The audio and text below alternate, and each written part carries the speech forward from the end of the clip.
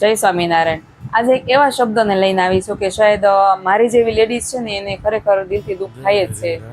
તો એ શબ્દ છે અખોવન. કે શ્રીમદ સંસ્કાર હોય ત્યારે કહેવાય છે કે અખોવન હોય ને ખોળો ભરે છે. મતલબમાં કે જે સ્ત્રીને અબોર્શન થયું હોય, એક બાળકને કુવાવડ થઈ ગયું હોય તો એનો ખોળો નથી ભરી શકતી.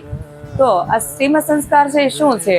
તો ભાઈ કે આવનારું બાળક છે એનું સારું ભવિષ્ય, એનું સારું સ્વાસ્થ્ય અને સારું તંદુરસ્તી માટે છે. અને બધા લોકો ભેગા થઈને આપણે એને આશીર્વાદ આપીએ છીએ. તો બીજી વાર આપણે એ શ્રીમદ પણ નથી કરતા, પેલું બાળક હોય ત્યારે જ શ્રીમદ સંસ્કાર કરીએ છીએ. તો ત્યારે એમ કહેવામાં આવે છે કે જે અખોવન હોય ને એ જ આ બાઈનો ખોળો ભરશે. અમુક કાસ્ટમાં તો ખોળો જ નથી ભરાતા, મતલબ આ શ્રીમદ થતું જ નથી અને એમનેમ જ હોય છે બધું. તો ત્યારે એ લેડીઝને જે અબોર્શન થઈ ગયેલી લેડીઝ છે એને ખૂબ દુઃખ થાય છે જ્યારે એવું કહેવામાં આવે છે ઘરની ઘેરે કે અખોવન નથી. હા, કહે જ છે મોટી ઉંમરના બા છે જે લેડીઝ છે.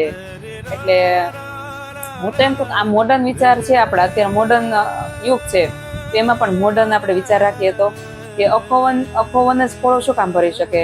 અને જેનું અબોર્શન થયું એ પણ બીજી વાર એને બાળક તો આવ્યું જ છે ને, એને ઘેરે બાળકનો જન્મ થયો જ છે ને, તો એ અખોવન કેમ ના કહેવાય? અને એ અબોર્શન થયું છે એ કઈ એમાં એ લેડીઝની તો કઈ ઈચ્છા કે ગણતરી નહોતી કે એને અબોર્શન કરાવો, અને કંઈક પ્રોબ્લેમ હશે તો જ અબોર્શન થયું હશે ને. તો હું તો એમ કહું કે હવેથી એક નિયમ રાખીએ કે અબોર્શન થઈ ગયેલું હોય ને એકવાર ખાલી કોશિશ કરીએ કે આને કોશિશ ન કહેવાય, હું તો એમ કહું કે અહીંથી પ્રથા શરૂ કરી દઈ કે જે અબોર્શન થઈ ગયું એને એકવાર ખોળો ભરવાનો મોકો આપે.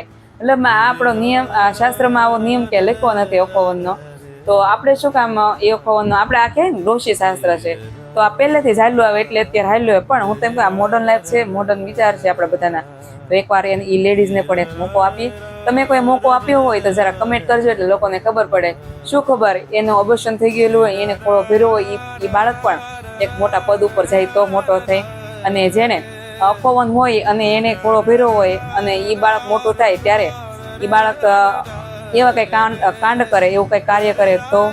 અને હજી એક એવું પ્રથા છે કે જે કે ખોળો ભરે ત્યારે દૂધ પાય છે છોકરાને, અને જે પ્રેગ્નેન્ટ લેડી હોય કે મને તો ખબર જ છે કે મને લોકો જ્યારે મારા શ્રીમદ કર્યું ને મારા છોકરી આવી ત્યારે કે તે છોકરાને બેસાડ્યો ત્યારે છોકરી કેમ ન આવી?